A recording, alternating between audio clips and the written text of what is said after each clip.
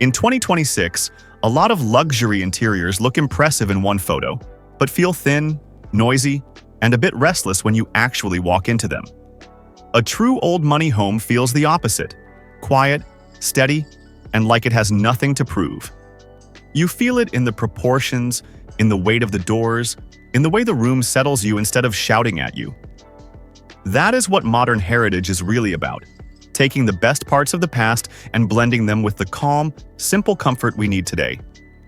If you stay with me to the end, you'll have a clear checklist you can use on any room in your home, whether it is a 1920s townhouse or a brand new apartment, to move it closer to that feeling. And if you're new here, thank you for supporting this channel at the very beginning. Your likes, comments, and subscriptions genuinely help me keep making these deep dive videos instead of quick trends. Even in a newer building, you can borrow the language of heritage. A fireplace with a real stone surround or built-in bookcases that look like they grew out of the wall instantly give a room stability. These aren't just features. They are anchors that make a space feel like it has been there for a long time. The more your rooms have this kind of bone structure, the easier it becomes to layer in everything else. The 75-25 rule. What makes 2026 different from old money?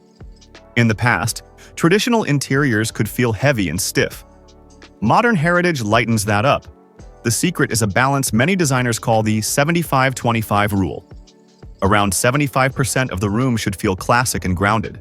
Think of your larger furniture pieces, your architectural details, and your primary textures. The remaining 25% is where you introduce the modern world: a sculptural contemporary chair, a clean-lined coffee table, or a slim, minimalist floor lamp. This mix is what keeps the space from looking like a movie set. It makes it look personal, storytelling versus staging. In many so-called luxury interiors today, you see a lot of objects but very little story. True old money rooms feel like someone's life in slow motion. You see shelves with books that have actually been read, framed drawings collected over years, and small objects from travels. Modern heritage is about editing, not stuffing. Not every surface needs a vignette. A single stack of worn books next to a simple vase says more than a dozen coordinated decorations from a big box store. Quiet luxury is less about status and more about your nervous system. A room should let you exhale. That means more negative space around your furniture and fewer items competing for your attention. Integrating technology. The difference in a 2026 quiet luxury home is how technology is integrated. We all need high-speed internet, smart lighting, and hidden speakers. But in a soulful home, technology is not the main character. You don't see a giant black TV as the focal point of the living room. You don't see speakers stuck in every corner. Modern comfort is there, but it's silent and discreet, so the room still reads as a calm, human space first. How to start the transition. If you want to move your home in this direction, you don't need a full renovation. Start with the edit. Identify the loud pieces.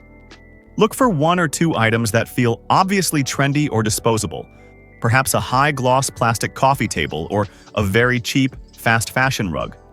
Swap just one of these for something with real weight: a vintage wood table, a linen upholstered chair, or a piece with a soft matte metal finish. Curate your surfaces. Choose only one or two moments per room to style, like a mantle or a console, and clear the rest. Let there be empty space. Empty table space is not a design failure, it's a luxury. A calm, almost underfilled room often feels richer than one where every corner is decorated. Personalize your walls. Replace mass-produced prints with things that mean something to you. A framed sketch, a family photograph in a simple frame, or a small group of artworks you genuinely love does more for the mood than a large generic canvas. Group pieces in clusters instead of spreading them out, so they start to read as a story rather than wallpaper. Conclusion. A true old money home in 2026 is less about how much money you spend and more about the story you're telling. It is about choosing things that can grow old with you, not just fill a picture today. Your home does not have to follow every idea in this video, and you might disagree with some of my views. That is completely fine. Interior design is personal. Here I am simply sharing how I see modern heritage and what I notice again and again in real spaces. If this approach resonates with you, please subscribe so you don't miss the next deep dives. And thank you again for supporting this new channel. Tell me in the comments which room in your home is waiting for its modern heritage moment and what you would change first.